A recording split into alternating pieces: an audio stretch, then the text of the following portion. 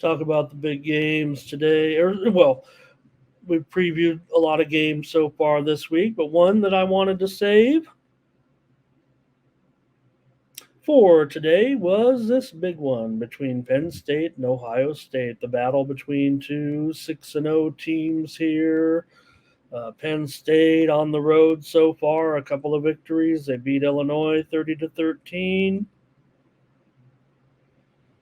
They beat Northwestern 41-13, and they're obviously on fire right now in covering the spread. We've made a joke about it to a certain extent. Now, we talk about James Franklin, covering the spread for the alumni, but that's mostly kind of been, um, when laying big points at home, where they can kind of control if they need to score more points, they do, right? So, as a road underdog, Franklin is just 12-12 in his career, but this streak for Penn State covering spreads actually goes back well into last season. Now Franklin is Penn State is 15-6-1 against the spread in Big Ten games over the last two seasons. So they're already another thing that Penn State is doing. Call it random, call it whatever you want, but Penn State is getting turnovers, and that's what they do. That's the most interesting thing about it. I mean, here's a team that over the last 2 years is a plus 27 in turnover margin, but so far this year they're already plus 10 in 6 games. So, like I said, call it random, whatever turnovers are, but Penn State gets you the ball. Now, Ohio State at home, they've won big, they've won convincingly. They are 16-11 in their last 27 games against the spread as a home favorite, and over the last, uh,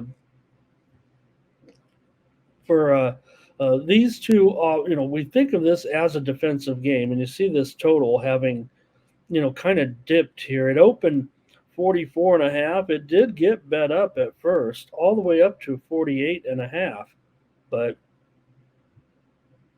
we've seen it come back quite a bit here.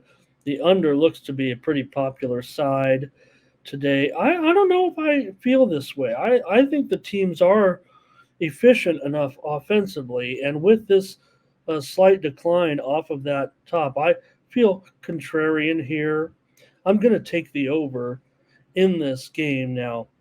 Ohio State has gone 1-4 to the under thus far against 1A teams, but um, Ohio State kind of owning this series a little bit, but it's gone under in 4 of the last 5 meetings as well. But I think the total might, to me, feels just a little low. I think we have, efficient offenses that maybe can exploit it over the top a little bit downfield. Not deep threats, but more over the middle, uh, past the middle part of the defense and getting over a little bit there. Not big play, but big gains. And I think that's what you end up seeing with when you're talking about good quality teams. Sure.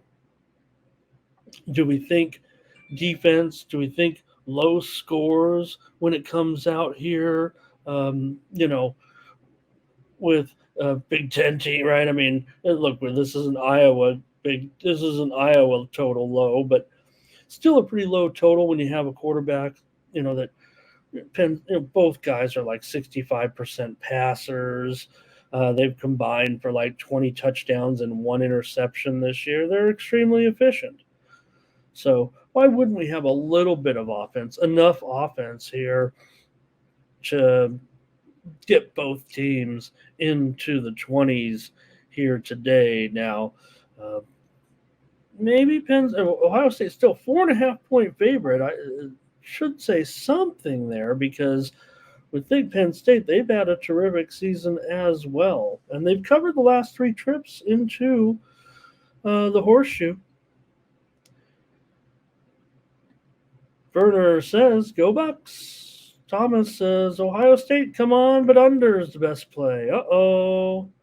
They don't, Thomas. They don't go deep, but I'm not suggesting it to go deep. I'm just saying, look, I mean, uh, Penn State's quarterback, 9 TDs, no interceptions, 65% passer.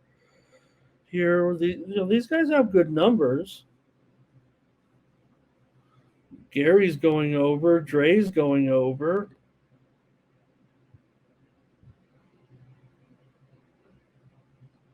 Hello to Darren today. Solo says, take Penn State. They're covering every single game. Why not take them again? And we know that Penn State's been the monster cover. Franklin loves to cover. All right. That should be a good one. And remember, that's an early one. So let's get going.